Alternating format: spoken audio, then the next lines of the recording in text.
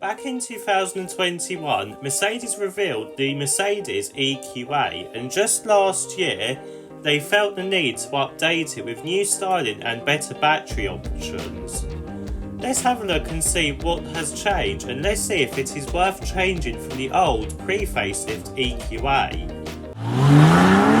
Hello everyone, welcome to Everything Cars and More. This is the #1 place to be for car news and reviews. Sit back, buckle up, let's go.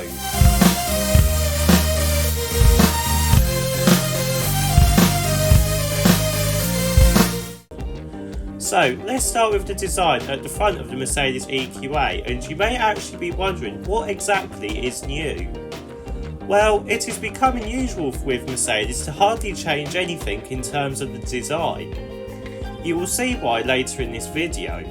So the bumper is the same style as before, which is fine by me as it still looks quite modern and actually very similar to the new CLA and A-Class. The headlights are the same as before too, which means you also get a light bar. The grille is different though, which now incorporates the new Mercedes Star mesh pattern. Apart from that though, everything else is exactly the same as before. Moving around to the side, the changes are minimal and have just been kept to some new wheel and colour options.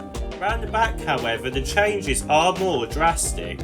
We do get a new style to the taillights that is actually different to the GLA, and just like any other Mercedes EQ cars, we actually get a light bar. Moving around to the bumper, and we also get a new design with some chrome inserts that almost mimic an exhaust.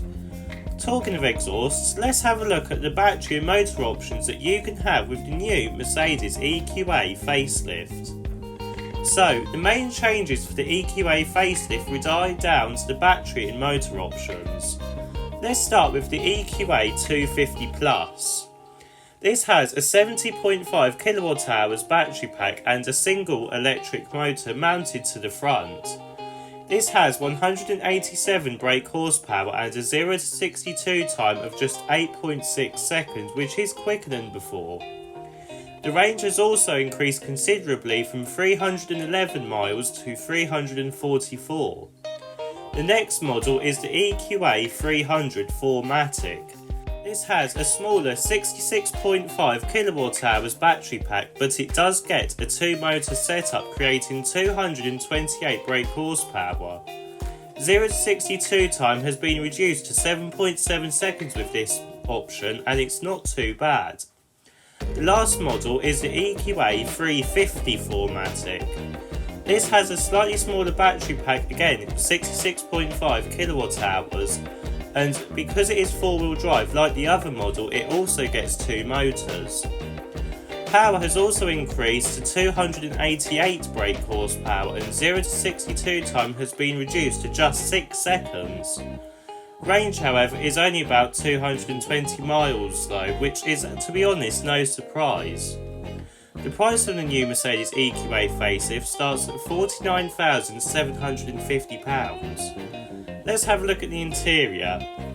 Now, getting inside the Mercedes EQA, and you are welcomed with the same design changes as to the GLA. To be honest, it isn't a bad place to be. You do get the newer Mercedes steering wheel with touch-sensitive buttons, as well as a newer MBUX 2.0 software without the touchpad. To be honest, for me, this is slightly annoying.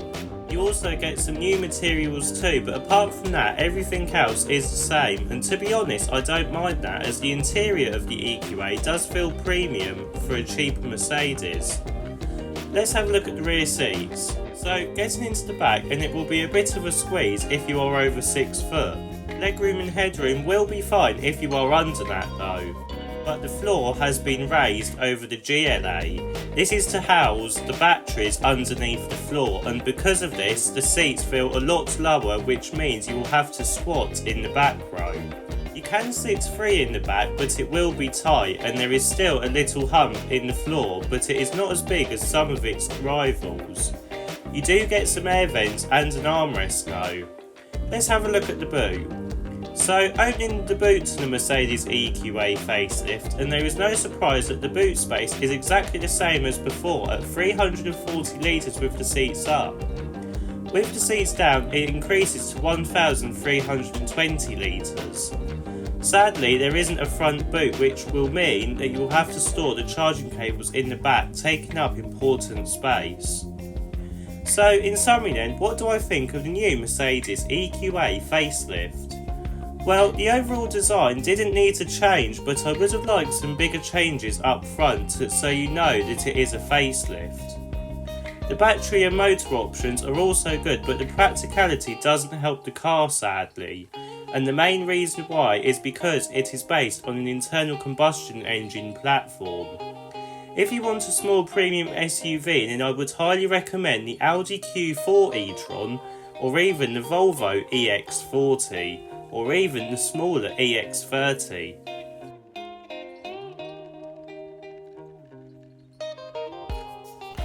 If you like this video, please don't forget to like and subscribe. See you in the next video.